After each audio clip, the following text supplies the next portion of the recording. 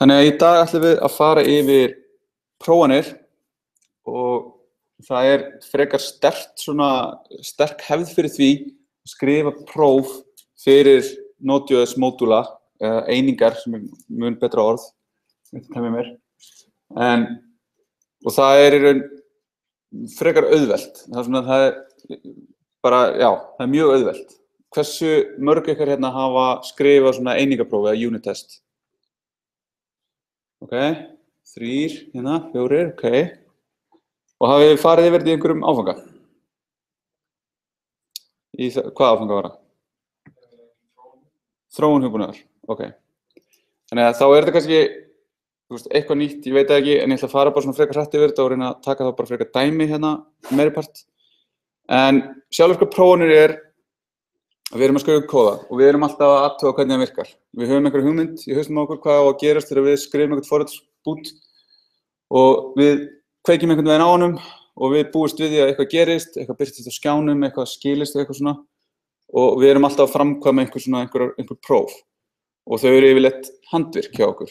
En ef við gefum okkur tímann til þess að taka þessar hugmyndir sem við höfum í kollinum það hvað á að gerast þegar við gerum eitthvað ákveðið og verðum bara explicit það og skrifum það einhvers staðar niður, þá getum við losað okkur við það og þar af leiðandi, eins og ég hef nefnt hérna áður, stytt þessa endurgjöf, þessa feedback loopu sem þegar við erum að vinna.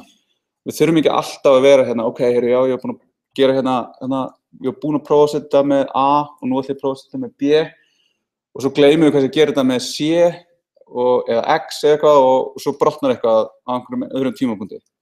Þannig að við viljum láta tölvuna vinna fyrir okkur, til þess hún hana, og við viljum þá geta keyrt þetta bara aftur og aftur og aftur. Og þetta eitthvað sem tekur okkur 10 sekúndur að keyrir tölvan á 10 millisekúndum.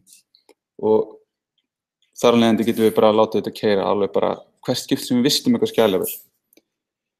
Unit test svona ekkert sérstaklega vel skilgreint hugtak, en svona einhver próf á einhverju einni einingu án þess að horfa á alla heildina. Og eining gæti þá verið eitthvað ákveðið fall, einhver ákveðin klasi, einhver módúll eða eining. Það svolítið skipt á milli hvað fólk segir að unit test á alls ekki að snerta á neinu I.O. eða einhverju í umhverfinu fyrir utan það sem við erum að prófa. Sumir segja það sé allt í lagi og sumir segja að tala við gagnagrunn á sömu vél í dag telur það í 20 millisekúndna. Þannig að þú átt ekki að vera að setja það fyrir þig og vera að gera hoppa gennum einhverja hringi til þess að bara, prófaðu bara gagnagrunnin.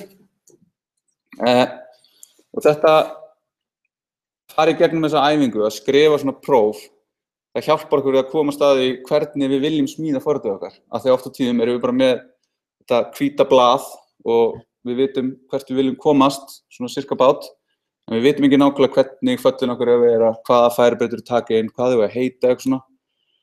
Og við getum byrjað á einhverju og við fáum endurgjöfina og við bara aðlögum okkur. Þannig að við erum bara svona ítra kóðan okkar leið og við erum að skrifa hann. Og svo ef við komum staði að við gerðum einhver mistök einhvers staðar í kóðanum okkar, við hugsaum þetta eitthvað vitlaust, en við erum búin að búa til einhver test sem eru að covera input og outputið á einhverjum ákveðnum föllum, þá getum við leikið okkur með föllin, hvað að gerast inn í þeim, án þess í raun að verða mjög stressuð yfir því að við séum að brjóta bara alla heildina. Þannig að þá erum við með þessi próf til staðar og við getum í raun svona gert breytingar með öryggi, eða svona af öryggi. Og svo geta þessi próf, þau geta líka komið í stað eða aukið við þá skjölun sem við erum búin að skrifa fyrir forritið okkar, af því að þetta er bókstaflega að sýna hvernig kerfið virkar. Ef ég keyri testin og þau eru öll græn, þá forritið að virka eins og testin að skilgreina. Í staðinn fyrir það að ég skrifa eitthvað documentation og ég uppfæra það ekki í 6 mánuði og svo kalla ég eitthvað fall og það er allt bilað því að það er löngu bara documentationin er outdated. Og svo ef við finnum einhverja villur, þá getum við bara skrifa próf fyrir þá villu og bara verið þá bara nokkuð vissum það. Við finnum að þessi villa mun ekki koma upp aftur án þess að við munum bara fá það í hausinn. Svo þegar við erum að búa til að skrifa svona test, þá við viljum skrifa einföld test. Við viljum ekki skrifa test sem eru tugir af línum. Við viljum bara prófa helst bara einn hlut í einu og við viljum skrifa test sem að standa sjálfstætt og þau ekki að skipta máli í hvaða röð þau eru keyrð og þau að vera endurtakaleg með sömu niðurstöðum. Þannig að það er ekki gott að skrifa test sem að tekur eitthvað random fallið eitthvað því að sem feilar bara af handahófskenndum ástæðum. Og við viljum helst að þau séu hröð, af því við viljum ekki þurfa að bíða leið testin okkur er það lengi að keyra að við erum farin að kíkja á Facebook á meðan, þá verður þau of hæg. Og það geti þá falið í sér að mokka út svona þjónustur og einhverjar stöður í kerfinu. En mock, stubs og fakes, þetta eru svona hugtök sem ekki sérstaklega vel skilgreind heldur. En mocks eru svona þau herma eftir hlutum. Við vitum að við erum með eitthvað box eða við erum með eitthvað svona eitthvað einhver staðar sem við viljum tala við til dæmis gagnagrunn eða eitthvað hardware eða eitthvað og við vitum hvernig það á að hegða sér. Við vitum að ef við gefum þessu þetta input þá fáum við þetta output. Þannig að þetta er svona black box fyrir okkur. Þá getum við búið til svona mock sem er bara, ég segi bara ef við gefum honum X þá skilur hann mér Y og hann mun alltaf gera það. Þannig ég þarf ekki að vera að pæla í því að hann brotni. Hann er rosalega hægur, það er rosalega hægt að tala um eitthvað hardware. En ég veit að ef ég bið þetta hardware hérna, barcode scanner eða eitthvað gildi, þá fæ ég tilbaka eitthvað sem lítur út þessu barcode og þá get ég bara tekið það í gegn og prófa lógíkina mína.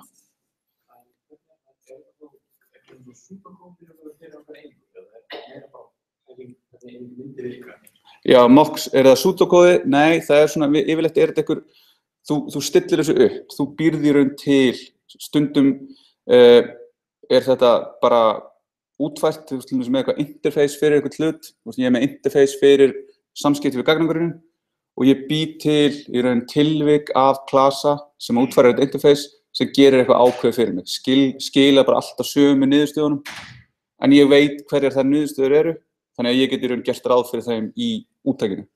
Ég veit að ef ég kalli þetta, þá skilja mér alltaf 2 niðurstöðum og ég tek þessar niðurstöður, ég ger eitthvað við þær og ég veit að ég fæ tilbaka 2 niðurstöður með þessu gildi hér.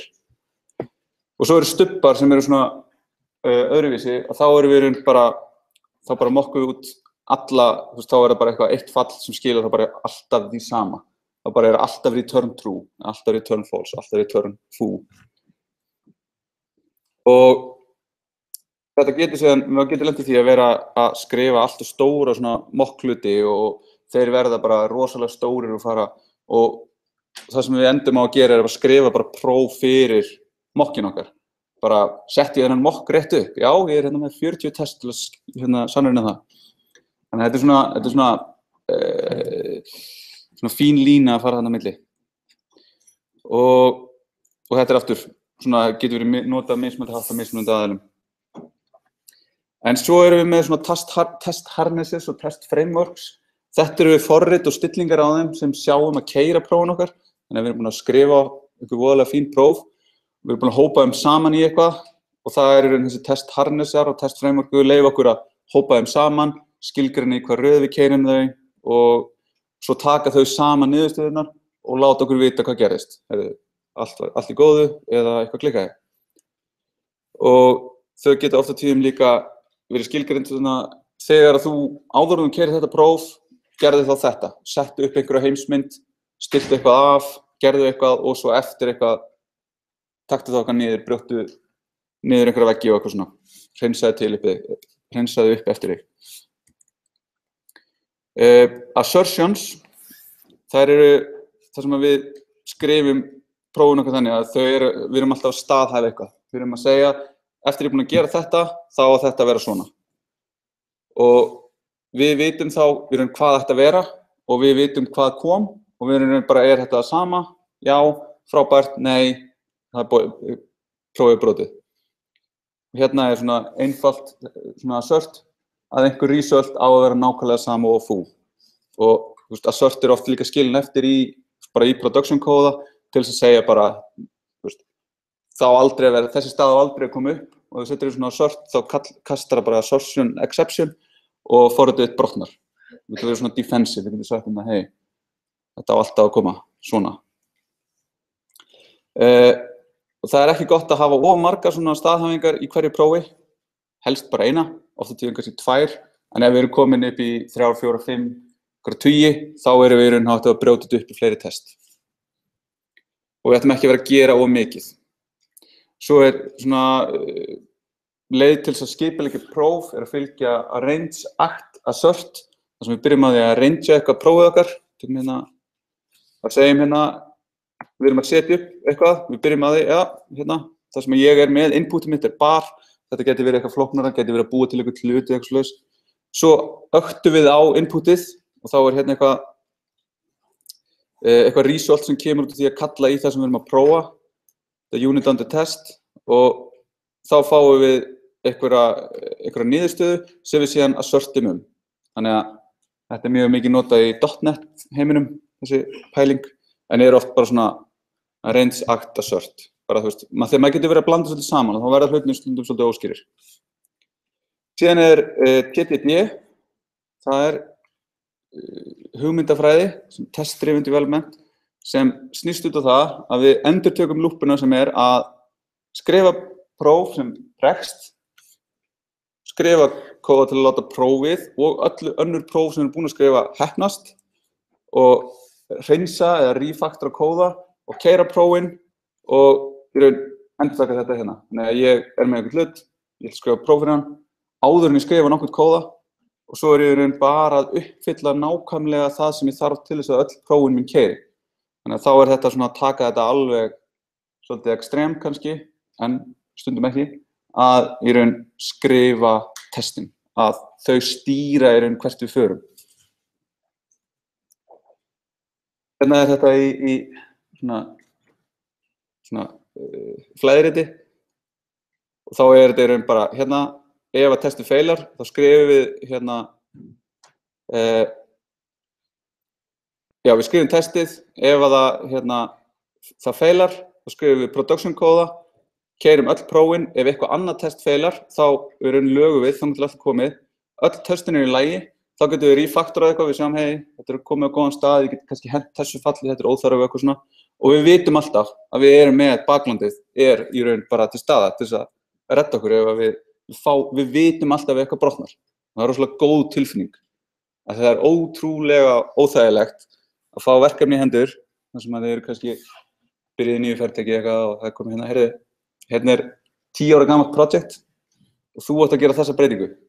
Og svo sést maður niður alveg bara byrjar að skoða eitthvað, þetta kannski 15.000 lína verkefni og þú veist svona sirka bát hvað þú átt að fara að gera eitthvað. Og þú gerir eitthvað breytingu, en þú gerir kannski breytingu á 2 stöðum, þú veist, þetta fleiri stöðum og það engin test. Og þú veist bara eitthvað svona, ok, það virkar á tölunni minni og svo maður bara, svo fer þetta í production og maður bara krossa putta og bara eitthvað, er ekki allt í lagi hérna og prófa þetta með svolítið í maganum og svona.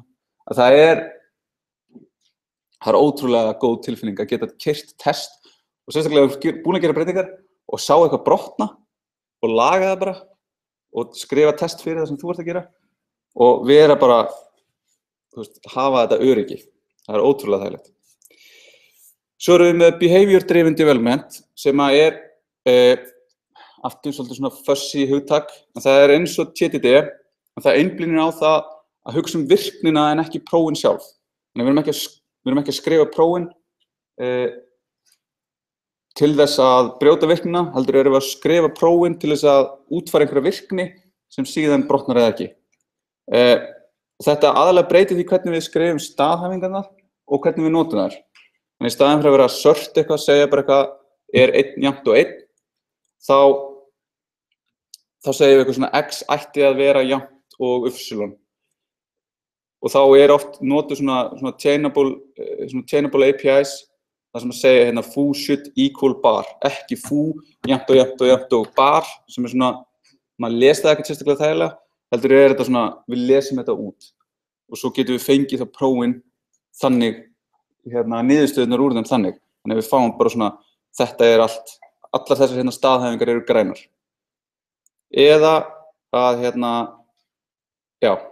expect, það svona annar syntax sem við ætlum að nota. Expect foo to equal bar. Þetta svona aðalmunurinn svona hvernig við skrifum þessi próf, Svo code coverage, það hugtak sem segir okkur hversu stórt hlutfall af kóðum okkur prófaður. Og nokkrar skilgreiningar á því function, sem það bara hversu mörg af föllunum okkar kallað í, bara það hlutfall. hversu mörg statement hvert statement inn í hverju falli keyrð. Branch coverage hefur hver grein, þannig ef við erum með if og else búið að keyra það fyrir öll í raun brunchin, og svo lokum condition coverage sem það bara að hafa allar mögulegar segðir í forritinu okkar verið keyrðar, og það það sem svona erfiðast að ná 100% condition coverage bara, það feat. Svo þegar við erum búin að vera að skrifa svona unit test, þá erum við oft bara með einhverjar nokkrar einingar hérna hér og þar, og við vitum samt ekki hvernig heildin haga sér. Þá erum við að skoða svona integration test sem prófa fleiri en eina einingu í einu. Það til dæmis að hérna einhver próf sem býr til eitthvað í gagnagrunninum, keyrir einhverja keyslu, keyrir einhvern worker og að sörta svo að það sé eitthvað rétt í gagnagrunninum eftir það. Eða kallar jafnvel í eitthvað annað API sem bara, þetta getur orðið mjög flóknara. Já, og gera samskipti yfir net og svona. Þannig að þessi test geta verið lengur að keyra. Já, svo unit test og Node.js. Við ætlum að nota Mocha sem test framework. Það styður bara alls konar assertion library. En við ætlum að nota assertion library sem heitir Chai, og við ætlum að nýta should syntaxinn, og svo ef við förum út í það, en þið þurfum við þess ekki, þá Xenon eitthvað sem við getum notað fyrir mocking og stubbing, og svo getum við notað Istanbul sem hérna library fyrir code coverage, og svo ef við fórum að gera einhverja HTTP-beiðnir eitthvað út, þá getum við notað Nock til að prófa þær. Þannig að við þurfum ekki að nota þetta hérna, þessar seinustu þrennt, en ef þið farið til í lokaverkinu að gera eitthvað og vilja skrifa próf, þá þetta svona það sem ég hef notað og ég svona mæli með, þó að sé líka til fullt annað.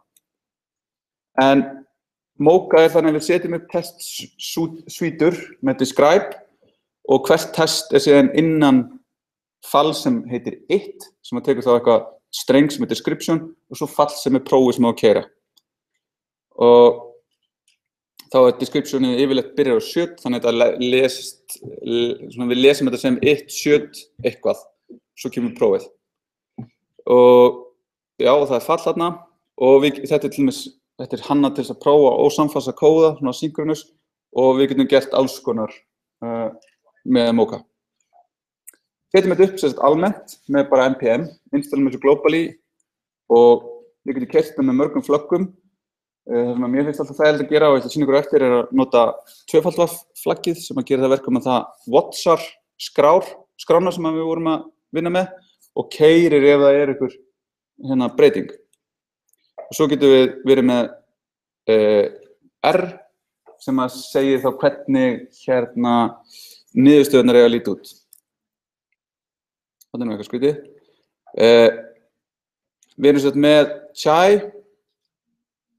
sem assertion library, þannig að við segjum hérna notum Chai, við installum því þá fyrir prototype okkar, svo segjum við Chai should sem að breytir prototypinu og öllum hlutum í það að vera með hérna should syntaxinn sem ég sé að nota ekki í þessu dæmi hérna, en svo verður þetta svona. Describe, það þá hvað við erum að fara að prófa, og hérna sérstaklega, svo getum við næst á þessu, að prófa index of aðgerðina, og svo getum við verið með fullt að prófum sérstaklega fyrir hana. Já, svo hérna dæmi sem ég ætla að fara yfir, en ef við skoðum aðeins hérna Mocha síðuna, þetta svona mikið að vera á þessari síðu, en hérna til dæmis dæmið það hvernig við prófum synchronous kóða og svo asynchronous kóða. Þá erum við með eitthvað done fall sem við köllum í þegar eitthvað búið, og svo bara fer þetta yfir og hérna alls konar upplýsingar þetta. En förum hérna, og nú ætla ég að gera dæmi sem ég var búinn að setja inn á netið, kannski einhvern búinn að kíkja það, en ég ætla bara að skrifa það, ég ætla bara að skrifa lítið forrit sem að, sjá, nú man ég ekki hvað hérna var, og við ætlum að skrifa forrit sem að segja okkur hvort strengur sé palindróm eða ekki, og þá skilgreiningin af palindróm ef hann svo sami, ef hann lesin fram, afturbak eða áfram. Þannig að við byrjum bara á því að vera með hérna eitthvað, og nú erum við búin að búa til svona module, þannig að ef við skoðum hérna inn í þessa möppu sem við erum í, þá erum við með, sjá, það vera hérna, þetta frá grunni, Já. Hérna ég með núna þetta testskjal og svo URL-skjalið sem pakkin, eða einingin okkar. Þá segjum við hérna eins og við fórum yfir seinast, module exports. Og hérna ætla ég bara að exporta einu falli, sem það bara fallið sem segir mig til hvort að eitthvað input sé palindróm. Þannig að þetta ætti þá að skila okkur ykkur. Svo erum við með testi hérna og við ætlum að segja í því að við erum að nota chai, við ætlum að nota bootstrapa hérna should, svo ætlum við að gera hérna, við ætlum bara að prófa þetta hérna, þannig palindróm, þannig að við segjum describe palindróm, þetta eitthvað smá UX hint, vandræði hérna eitthvað sem ég veit ekki alveg hvað hefur verið að böggast yfir. Já, hún að segja hérna, hún veit ekki hvað describe og it eru, af því að hún ekki að lesa rétt hérna JS hint RC-skrána mína einhverju vegna, en látum það ekki trufla okkur. Þannig að núna erum við komið með þennan grunn að þessu prófi og við þurfum að installa hérna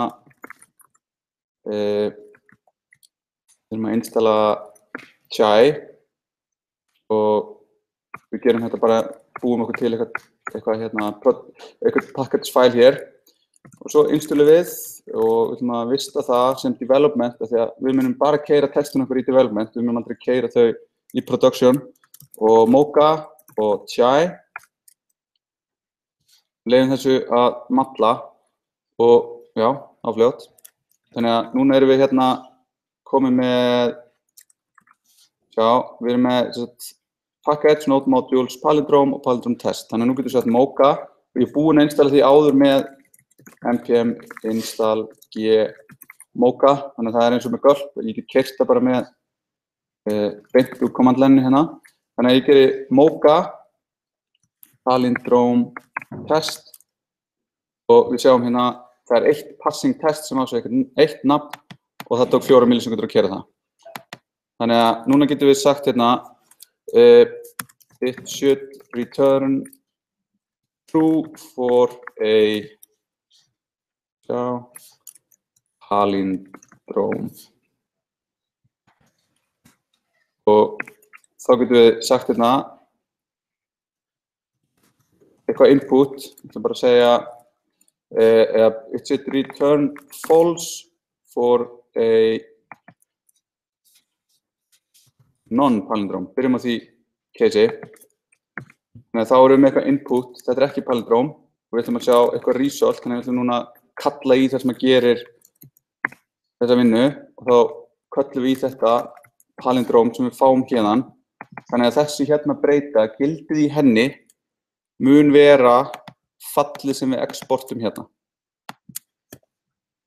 Þannig að þetta fall mun vera hér inni. Þannig erum við að aðskilja okkur í sundur. Við erum að aðskilja þetta í 2 hluti, testið, eininguna og svo myndi einhver annar hluti sem notar þetta library eða þú veist þetta, þessa einingu okkar, það myndi síðan líka require palindrome svona.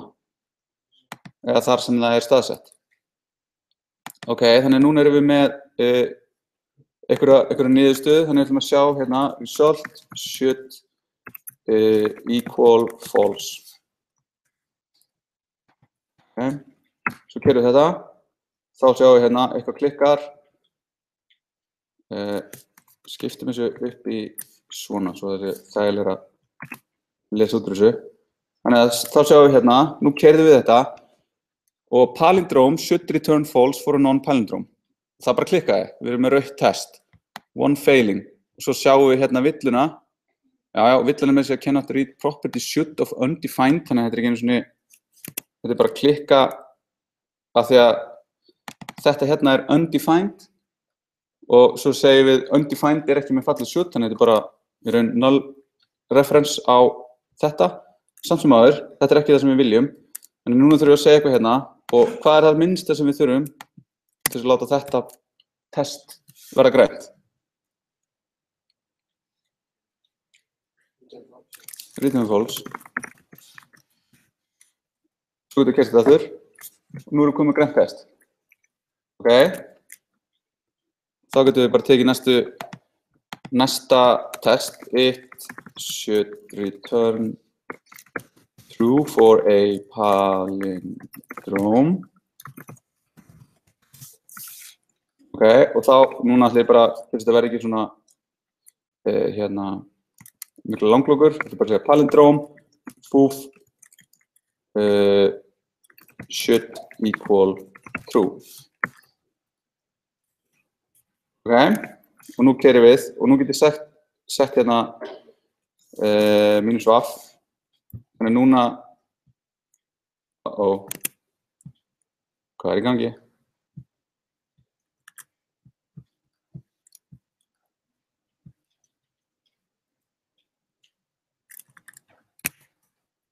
Það er ekki gott. Svona getur maður stundum brent sig á því að fá eitthvað true sem maður veit ekki true og þá er bara eitthvað, hvað ertu að gera? Ok, hvað gerum við þá? Þá grípum við hérna bara fyrsta blunt instrumenti sem við finnum sem er hérna sem er console log og við sjáum, ok, þetta er þá input, ok, og svo getum við sagt hérna result, og svo getur maður líka lent í þetta að debugga prófin sín. Result should equal true, console log result, sjá, svona, false, sjá, hérna burtu þetta. Ok, þetta er eitthvað skrítið.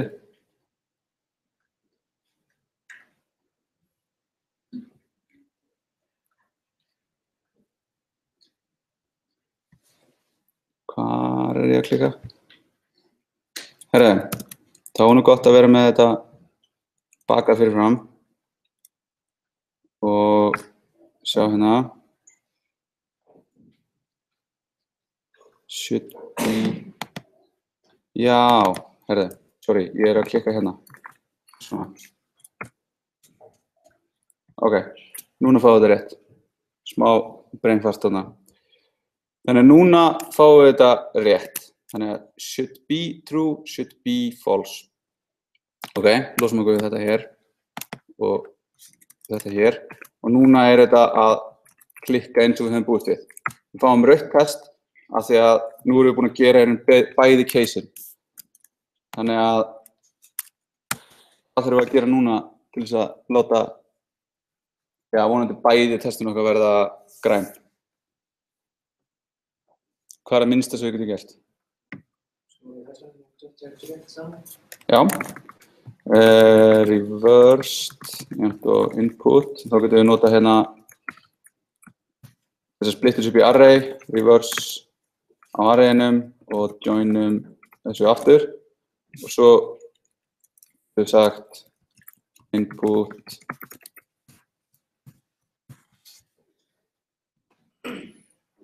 og svo leysum þetta hérna use strict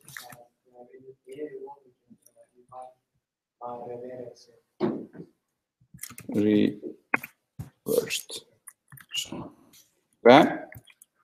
Ok, þannig að núna er þetta hérna komið 2 test fyrir þetta, þannig að við vitum fyrir þessi 2 case.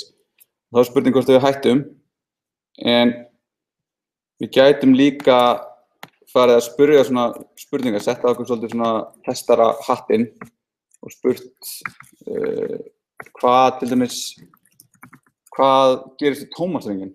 Er hann palindróm? Og þannig er við svona komið, nú erum við svolítið farin að spekka bara upp einingun okkar. Að þegar við spyrjum bara, þetta er nú kannski líka einfalt dæmi að sjá sko hvernig API-in okkar er, hann er bara eitt fall sem tekur inn input og skilar einhverju outputi, en það eru þessi edge case sem að maður oft hugsar ekkert fyrir en þau koma upp og við fáum bug report.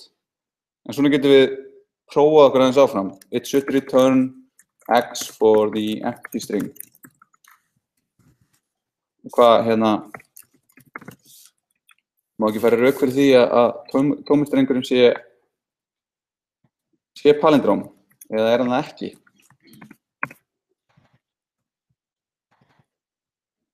Mér finnst það eiginlega ekki vera það. Hvað gerist þá?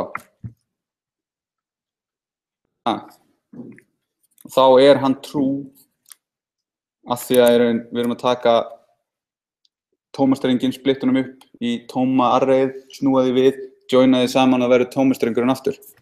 Þannig að þá þurftum við einhverja að beila snemma hérna ef það inputið óskilgreint eða er falsy. Þannig að tómastrengurinn falsy, þannig að þá getum við gert svona. Þá er þetta virka. Svo er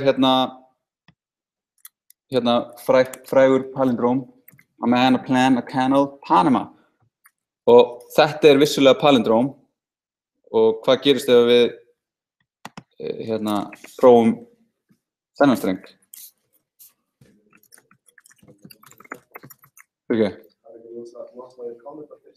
Jú, og það þarf að losna kommentar fyrst, þegar við skoðum Wikipedia og sjáum svona hver almenna Wikipedia skilgreiningin á palindróm er í raun strengur sem búið að fjarlægja öll svona alla kommur, punkta og upprópunarmerki og öll þessi greinamerki úr setningunni, það er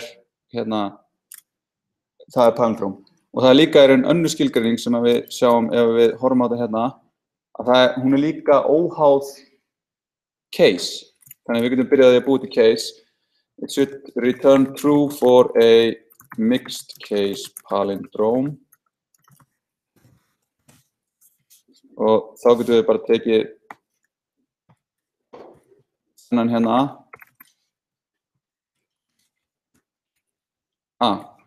Hann er false. Já, það er stór stafur og við þá erum við að bera saman án þess. Þannig við getum sagt bara input to lower case. Róðin græn aftur. Þá ef við tökum Panama palindróminn, þá sjáum við að við þurfum smá vinnu til þess að for a famous palindrome.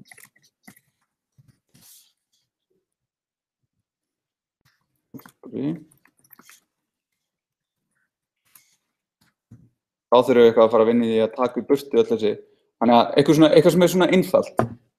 Já, þetta er ekki bara að taka streng, snúa við og athuga hvort hann sé ekki svo sami. En það er fullt af edge case'um sem við föttum ekkert endilega fyrir en við byrjum. Og uppáhalds edge case'ið mitt er bara hvað gerist ef ég sendi ekkert inn. Sem er svona eiginlega þetta hérna, en við getum líka prófað, hvað gerist ef ég sendi null inn, hvað gerist ef ég sendi false inn, hvað gerist ef ég sendi hitt eða þetta. Þegar já, en áður en við svo við þurfum ekki að fara að finna þetta hérna, þá erum við með punctuation hérna. Þannig að við viljum taka þetta er regex sem skilar okkur matchar á allt punctuation sem er punktur, sem er með escapeað, komma sem þarf ekki að escapea, spurningamerki sem þarf að escapea þegar regex spurningamerki hefur merkingu án þess, uppröpunarmerki sem þarf ekki að escapea, bandstrygg sem þarf ekki að escapea og bil. Þetta er ekki tæmandi listi þegar við erum með endas og emdas sem eru, þetta er í raun mínus, en þannig að sjá ég, það fara að koma fullt, hvaða greinamerki erum við að fara að taka út, punctuation. Við leyfum þessu hérna að vera það sem við tökum út úr. Þannig að þá viljum við segja input, jafnt og input, replace, punctuation og með bara tökum við strípum það algjörlega út. Ok, nú erum við komið með 5 test sem eru og öll eru græn. Og svo er svona klassist hérna sem við höfum gleymt í að setja global á. Þá höfum við farið að klikka hérna. Af því að þá höfum við bara fjarlægt fyrsta. Og það hefði við getað verið með próf sem var bara amen og bara með einni kommu. Ok. Já, með ganni, við höfum nokkra mínútur til þess að og hvað gerist ef við setjum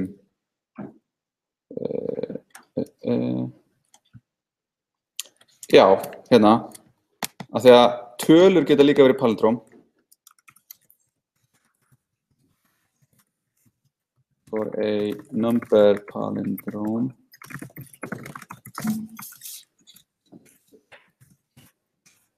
Þannig að 101 should be true.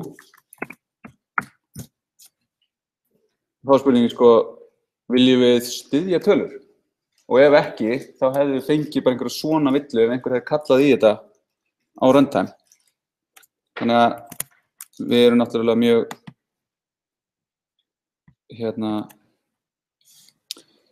mjög líbó í þessu hérna hjá okkur, en við segjum bara input input to string. Þá erum við fann að styðja tölur. Og þarna erum við, höldum áfram að prófa þetta og við erum ekkert að fara að ná einhverju svona, maður getur alveg tapað sér í þessu eins og öðru. Maður getur alveg verið bara, tekið bara eitt dag bara í það, svona fara í göngutúr og finna bara hvernig get ég brotið þetta. En maður verður bara svona að finna sér hérna þessa fínu línu, hvað er nóg, hvað er of mikið. Og reyna, hvenær eru við farin að prófa bara eitthvað svona mjög exotic case og reyna þá jafnvel bara að vera með einhver svona, setja bara inn,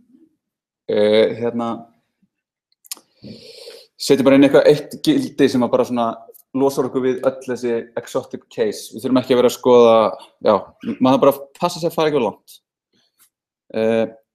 En við erum búin á tíma, þannig að þetta er annar parturinn af verkefni 5, er að gera þetta fyrir svona staðfestingar einingu, eða svona validation, þar sem þið þurfum þá að búa til svona, sem er þá í raun bara mjög svipað, nema þið viljið í raun keyra það fyrir e-mail, keyra það fyrir hvort að strengur sé tómi strengurinn eða ekki, að hann sé eitthvað í honum, fyrir símanúmer og það þarf í raun, þið þurfum ekki, krafan er ekki að þið farið all in eins og þetta, þið þurfum ekki að vera með 6 test per hlut, heldur var það í raun 2 test að lágmarki, 1 sem klikkar og 1 sem er passing, þannig bara en ég mæli alveg með því að þið leikið ykkur aðeins með þetta, því að það er mjög gaman, sérstaklega ef þið eru með meira pláss en ég, er með hérna, að setja þetta bara upp svona, eins og þið hafi verið með hérna browsing, og skrifa bara kóða og vera bara watcha og þá bara grænt, rautt, laga, vista, og maður getur farið rosalega hratt feedback á það sem maður er að vinna. Þannig ég mæli með því, en við tökum síðan HTTP og Express á mánudaginn. Takk í dag.